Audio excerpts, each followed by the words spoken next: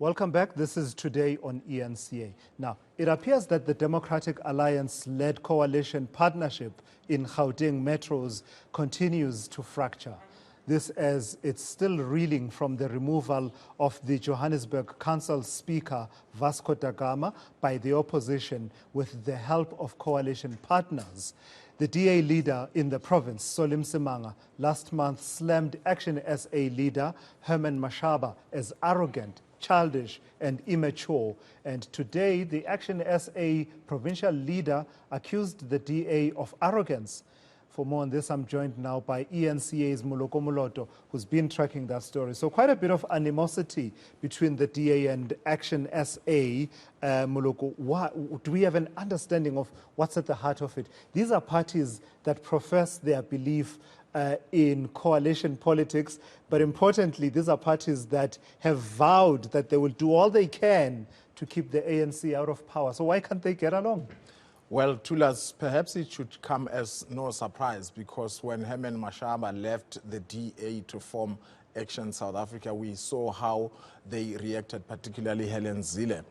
And of course, they came together after the 2021 local government elections to form a partnership, of course, with the assistance of other smaller parties. But things got out of hand when in Tshwane, the executive mayor there, Randall Williams, was recorded seemingly trying to instruct, not even trying, instructing them, the officials, that is of that city, saying that he wants a particular energy deal to go to a particular company, this Australian-based company, energy company called Kratos Energy. And we have seen parties in that council reacting to say, the executive mayor, you should not be interfering in the procurement processes. This is in violation of the Municipal Finance Management Act. And we saw, of course, you would have expected that from the opposition, the ANC and the likes and the EFF. But we saw the, the IFP said, which is a partner of the DA, said, let the matter be investigated, and if this man is corrupt, he must be removed. But the Action SA was forthright, saying this is wrong, this is a corrupt deal. They did not support it. We saw Solim Simanga, I think, on the 16th of August, issuing very loaded media statement, accusing Mashaba of being arrogant and saying that, he is interfering in a way because he, at the national leadership level, seems, according to that statement, instructed councillors who, some of them sit in the mayoral committee. Initially, those councillors apparently did not oppose the deal, and it was only after Mashaba said, look, we are not supporting this. So the DA was very, very unhappy with that, because they believe that it's a deal that was going to assist in generating energy and power for the people of Tshwane. But obviously everybody else is up in arms. Of course, today we went on to speak to Soli Msimanga, who is the leader of the DA in the province. Of course, this is after the removal of the Speaker of Johannesburg, Vasco da Gama. Just to say, what is the future really of these coalitions, because you would be aware that the ANC has already said that they are now gunning for mayor in Johannesburg, Mpho Palace, and you would expect this to go into the two other metros, because the situation is precarious. If we go to Johannesburg, I mean, the three metros obviously are governed by the DA. In Johannesburg, the removal of the speaker would not have happened if some of the coalition partners would not have voted for it. Without the support of some coalition partners. So when we spoke to Solim Simanga today, we said, how confident are you, considering that you attacked Mashaba, and do you have confidence in the future of this? And he was saying, look, whatever I might have said about Mashaba, it was in the context of that. We have since buried the hashes to get the DA and Action SA. We are moving forward. Maybe let's listen to him. Yeah. We've started putting these things way back because we understand that the future of South Africa is not just going to be just here in the metros. The future of South African politics is going to be of coalitions, whether the other parties like it or not, and we need to get it right now. And this is why we were taken by surprise. And this is why I did say, we found the action of Ntate Mashaba and his party a little bit childish at that point in time, because there were systems that needed to be followed that were not followed. We all agreed on what needs to be followed. So what we did then was to meet up with them, and at what the issues are. And now we are back on a singular page where we all agree. If there's an issue, this is how you then deal with the issue, and this is how you respond to a crisis when it does come up amongst coalition partners. I don't know, it sounds to me a bit like trying to recall the bullet after it's left the chamber. Yeah. Even saying that we found his actions to have been childish at that point in time. Yeah. And coalitions are the way to go when, we've buried the hatchet and everything. And I say this in the context that he might have that is Solim Simanga, he might have the impression that they've buried the hatchet with Herman Mashaba, but the Action SA's Bongani Baloyi doesn't agree. Bongani Baloyi is the leader of Action SA in Gauteng. And he said, look, the problem with the DA is their arrogance.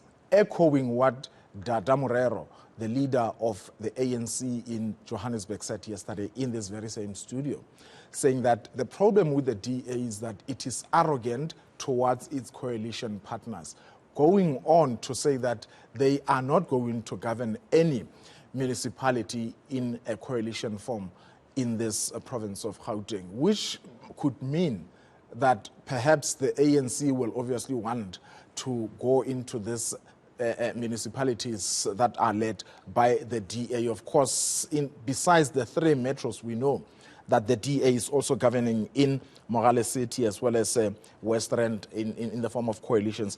But in Midvaal, of course, they won it outright. Now, Mr. Baloyi is saying the problem with the DA is that they behave as if they have won those municipalities outright. He's saying in council you have 3 strategic positions, particularly in Joburg. You have the executive mayor, you have speaker, you have the chief whip position. And he's saying ideally as a partner, because remember that the Action SA has more numbers in that coalition, second after the DA. So they actually have more numbers than the EFF in Joburg. So he's saying they actually deserve to hold one of those 3 positions. And currently, or until recently, when Vasco da Gama was removed, actually the DA was holding those 3 positions single-handedly. So let's listen to Mr. Baloyi reacting to all this. It's also exacerbated by the arrogance of the DA in the coalition, who seem to believe they have won electoral majority support. Meanwhile, this is a coalition in power sharing. And one way to demonstrate this to you, in a thing called a coalition, anywhere in a mature democracy, you would have an appreciation that the 3 key positions in government, that being of the mayor, the executive mayor, the speaker, and the chief of council, would be 3 different political parties. In this case, the DA has captured all 3 and running their own agenda, utilizing those and refusing for other political parties to be part of a power sharing at a troika level, which is speaking to the legislative side, the conducting council, and the executive. So that has created an environment where there's a big brother syndrome, where people in the coalition don't feel that their views are being dealt with and appreciated and dealt with adequately and robustly, so where there's an imposition by the DA continuously. I think the DA has been the single biggest obstacle in these coalitions, and I certainly believe that Johannesburg was stable. There's still things we can do now to ensure that there's stability in the forthcoming challenge in Johannesburg, but if we don't give up those 2 positions, being of the speaker and the chief whip, we're going to lose this metros back to the ANC. But the flip side of this, though, of that argument, Moloko, without us addressing it, is that these coalition agreements were negotiated beforehand and everyone signed on the dotted line and said, we are happy to sign on this. And it was exactly like that at the point at which they signed. But we don't have time to get into that. I want us to talk about the implications of all of this. The ANC is looking buoyed, is buoyed by all of this. Panyaza Lesufi and others already talking about Ekurhuleni being the next site of battle for them to capture it back. from the coalition, with Vasco da Gama being the first, now talk about Ekurhuleni being the next target. You spoke to Ibrahim Fakir about all of this. What is he saying? What's his take? Well, firstly and quickly, Tulas, it's going to be difficult. It may not be as easy as others might think for the ANC to recapture Johannesburg, because the DA-led coalition still has the majority. And of course, that is if the people who voted from COPE and from the IFP, if they were to reconsider and start voting with the DA-led coalition, the removal of the executive mayor there will not happen in Johannesburg. In Tshwane as well, it will be a difficult task for the ANC, even if they were to cooperate with the EFF, to remove the mayor there. They will still need your PA, your ACDP, your FF+, and the FF+, for instance, they've got large number of seats there. They are unlikely to give them support. The situation is different in Ekurhuleni. Just quickly, if I can tell you the numbers there. They have in total about 224 seats in that council. And in order for any party to govern, it requires at least 113. And as we speak, the DA is governing through other smaller parties, including Action SA. What must just happen for the DA to lose that council of Ekurhuleni? The ANC and the EFF, if the two of them can just team up, they will make 117. A total number of seats, meaning they will take over Ekurhuleni. So it's that easy. All right. Of course, we spoke to political analyst Ibrahim Fakir, who's saying, look, all this is happening because it is the making of the political parties themselves. He's basically saying that they are putting their own individual interests as political parties ahead of those of residents. And he's saying that the rate things are going, the people of these areas should expect the instability to continue. Let's listen to him. Wow. No, I don't think we must make any assumptions about whether coalitions are here and whether they are fixed and whether they are ultimately the future. We must wait for voters to tell you that this is the case. And voters will tell you from election to election whether this is what they want or what they don't want. The one misnomer we should get away from is that, particularly if you look at the most recent examples, where parties would tell you, no, the voters told us that we must go into coalition, or the voters told us we must work with so-and-so. The voters didn't tell you anything of that sort. It's the parties and the party leadership who is deciding who to work with and who not to work with. The trouble at the moment is that parties are making these decisions purely on the basis of expediency.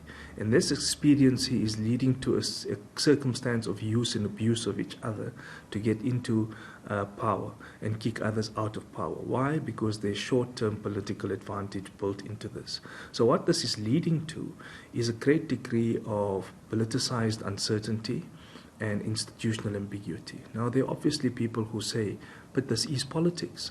Well, the politics does matter. It matters at the point at which you're going to elect the people. In democratic politics, the choice you make at an election and the competition that parties engage in is the politicization.